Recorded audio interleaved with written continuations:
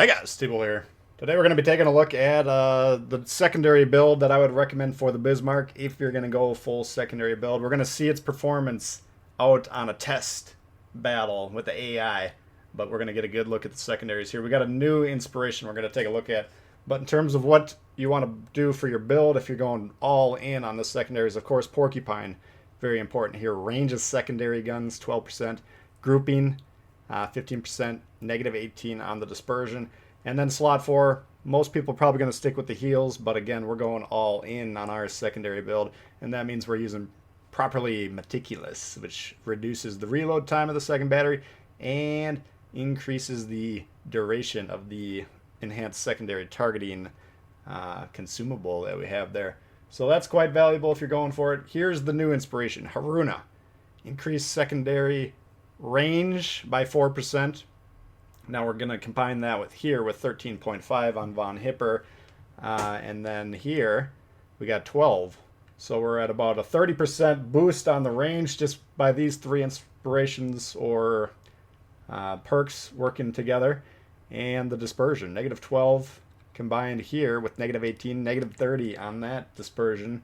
And then the grouping, 4.5% plus 15%. So when max, that probably gets out to about, what is that, about another 30 as well. So these three inspirations slash perks working together, major difference. In terms of the ship build itself, well, first off, we want to be using the consumable, of course, enhanced secondary targeting. What does this do? Look at the tightening of the accuracy. 100% boost to the grouping and 50% reduction of the spread of these shells when they're flying around. So no effect on the range with this, but massive tightening up with the accuracy, as we'll see in the test game coming up here shortly. And then consumables. Slot 1, of course, we're going secondary battery mod 2. Got better range, 20%. Negative 20 dispersion. So look at all those influences we got on the dispersion using the all-in approach to the secondaries in here. Secondary reload time. This one, not as important. If you want to do a more competitive build, perhaps you'd put AA or main battery reload. But if we're going all in on the secondaries, like we run on the Bismarck and the Grober, that's how we do it. So that's the build we're working with. Let's jump into the action. Alright, so first off, what are we looking at here? AI game, obviously. This is Bismarck. This is the easiest way, in my mind, to test these secondaries currently until we get training rooms, which hopefully, since we're all starting to ask Wargaming for training rooms, maybe we'll get them sooner rather than later. But until then, this is kind of the way to test the AI, just because you can really jam yourself in the middle of these guys. And Shards is probably the best map to be testing this out, because if we go right in between A and B and give it a couple minutes, we should have multiple ships off both sides of our ship that the secondaries can start going to town on. So, in my opinion, this build here, I mean, if you really want to run the ship as a competitive build, I think these two inspirations on Celiax with Porcupine are probably about as, that's about all you really need. You can add a couple more of the or the ship mods on there if you want. Maybe not slot 4 on the Celiax build. I'd probably stick with the heals if you're going for a purely competitive build. But this said, the accuracy combinations that we get out of this mix of perks and the range boost that we get out of these, I think it makes it somewhat viable. We tried this on the stream the other day when we were testing out the update. And even in Tier 7 games, which are usually backline Betty dominated type games where nobody's really moving forward, hard to get the Bismarck humming in those type of games, but we're able to do it with this long 11.7 range here. So as we get into position here, we're going to start to see these things going off, and I'm going to try and zoom in a little bit so we can see the groupings. But look at this, when the consumables are active now and we got the set of inspirations here, those are nice tight groupings for secondaries. Now the shot by ever, whatever that thing is, isn't that far away. Z23, the other side shooting at to start with. Doesn't look like we get any hits there. A little bit more difficult. But I do want to point out, if you're ever going to try and play, secondaries close quarter combat, especially when we're going against battleships here, we're going to see it maybe when we get really close to this Vanguard. But if you get really, really close to battleships, say 2, 3, maybe 4 kilometers away, the aim point for these guns for the computer aiming is kind of waterline, I think like just maybe about 2/3 of the way towards the back of the ship from the nose. So if you get really close there, the gunners on these secondaries become pretty accurate, and they're going to begin to hit the hull repeatedly over and over and over again. So you're going to start to get a lot of hits, but you're not going to get a lot of raw damage. You're mostly relying on fires slash cycling their damage control party, which is valuable, but part of the joy of the secondaries is getting the fires, getting the raw damage, and, you know, just having all this stuff flying off your ship all the time. Kind of fun to look at. But my point is, if you're going against battleships, you want to kind of keep a little bit of a distance here, like 6.5 kilometers from this Vanguard, pretty good distance.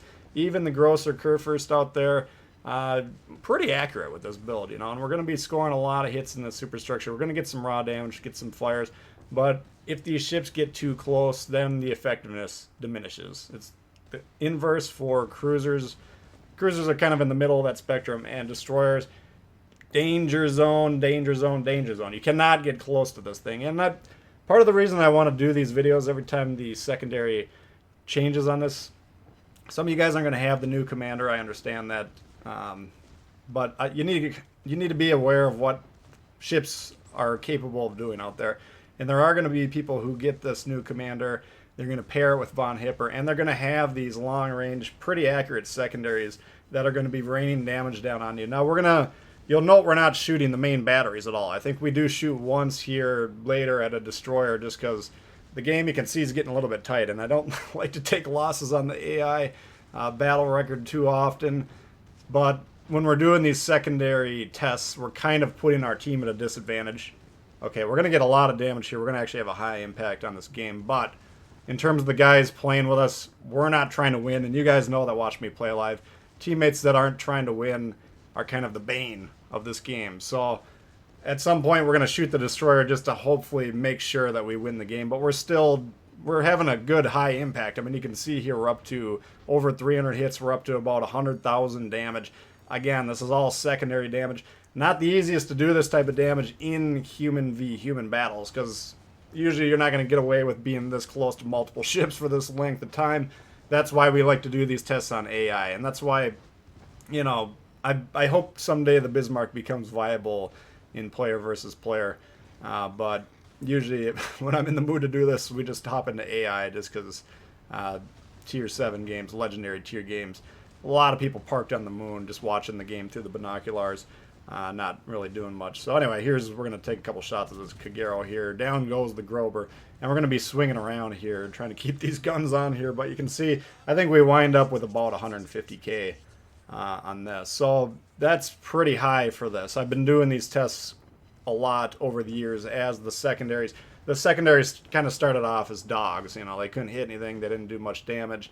They tweaked the penetration. They tweaked this. They tweaked that. I mean, the secondaries in general have gotten buffed numerous times, and especially on this German line here to make these viable and enjoyable. And I think this is about as close to this build. If you want to get this commander, I know it's expensive to get these crates, and the drop rate for the individual commander not great. But if it's worth it to you, you're Mr. Secondary, you're Mr. Bismarck, I think this is probably the best way to get the best build right now. Sad as it may be for those that don't want to really pony up for the crates. I understand that sentiment, but I'm just telling you this is what is capable of, or what this ship is currently capable of. So anyway, I want to hear your guys' thoughts. Anyone, I mean, some of you guys play the German battleships a lot. Some of them even move forward and try and get involved in brawling situations. I do see it happen from time to time. So some of you guys might have a better eye on the state of things than I do. I'll play them occasionally, but it's not like my main line that I specialize in. But I like to keep an eye on the secondary build. I do enjoy it. I think it's getting better. I think it's pretty fun, and you can get a lot of damage. So I want to hear what you guys have to say on the matter. Let me know if you're running it on Grosser, what your builds are, if you want to use the slot 4 perk, or if you got the heals, if you use Celiax, Hyde, von Hipper himself. What are your builds? Because I'm still searching for the perfect secondary build. I think this is about as good as they got right now, but I would like to get your guys' feedback on that matter as well. So interested to hear the comments on this. And we also tested out the secondary build a little bit on Massachusetts. I think my range on that one got up to about 10.7 or so. Tried it on the Arkansas. I think that was about 6.8, give or so. So I mean, there's a few ships that we tried it on the Fist, the Golden Fist, whatever that one's called, Nassau. Getting some pretty good results with that one as well. So I think these secondary builds are, they're becoming viable for about a handful of ships, I guess is the takeaway from this one. So anyway, if you guys enjoyed the video, please hit the thumbs up. New to the channel, consider subscribing. We got lots of World of Warships coming all the time. Questions, comments, leave them below. Love to hear from you, and we'll see y'all later. Peace.